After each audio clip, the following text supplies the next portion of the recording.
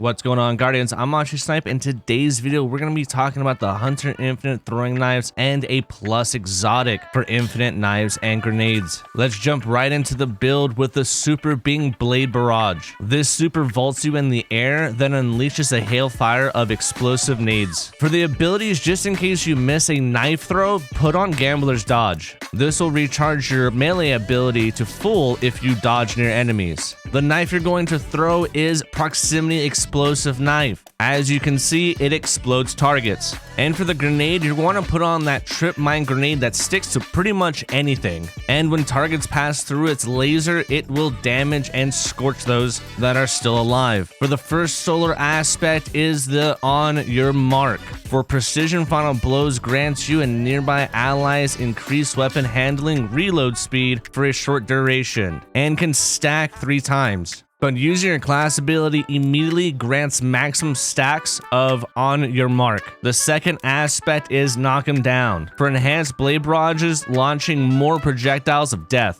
If you liked the video so far, consider smashing that sub button and stay for a bit more information that will better let you understand this build. Let's get into the fragments. Because you want Ember of Singing, that recharges your ability faster when you scorch targets. And because we are going to be using our melee attack quite often, you want Ember of Torches for making you and nearby allies radiant of powered melee kills. Up next is Ember of Searing, that grants melee energy if you defeat scorched targets. Let's apply more stacks of Scorched to the targets by putting on Ember of Ashes and Ember of Combustion for final blows with super causing targets to ignite. Like I said, your super is going to rain hellfire. Now to wrap this up with the stats and mods you'll need for this build to work at its peak performance. The stats are going to be 100 resilience and as much strength as you can. For the helmet, you're going to want to change the energy to solar for bountiful wells. That creates more wells for more well mods you have stacked on your Guardian. And ashes to assets mod for gaining bonus super energy for grenade kills. Now for the 2 exotic gauntlets you can throw on for this build is Caliban Hands, that causes ads to explode and chain react to other ads in the area to explode when hit with a throwing knife, and the Kara Spine Gauntlets for scorching targets with throwing knives. But if you throw your trip mine grenade, then kill an ad with your throwing knife after, you'll get your grenade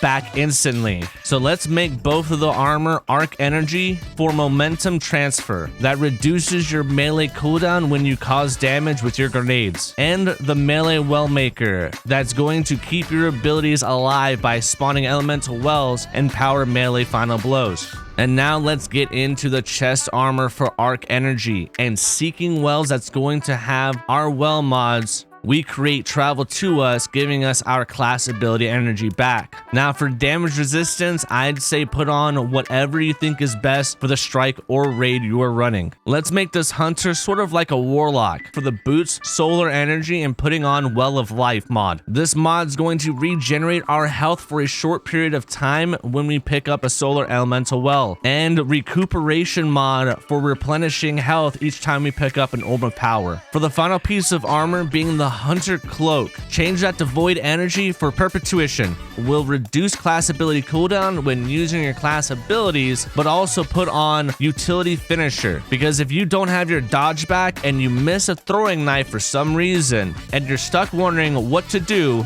this mod, if you finish an ad, restores class ability but causes 1/10 of your super to be taken. And the last 2 mods I like running just for fun is Countercharge, that makes me charged with light when I or my teammates stun a champion, and Advanced Scout, because if I stun a champion, my teammates deal additional damage to that champion. So guys, let's wrap it up and say, would I recommend this for master raids or grand masters? And the answer is no, but I would recommend this for strikes and regular raid difficulties. I have tested this build in previous seasons and it was just a fun, cool build to use. If you want more builds I recommend and don't recommend, consider smashing that sub button, and I appreciate all the support. You guys stay safe, tell somebody you love them, and I'll see you Guardians out there. Peace.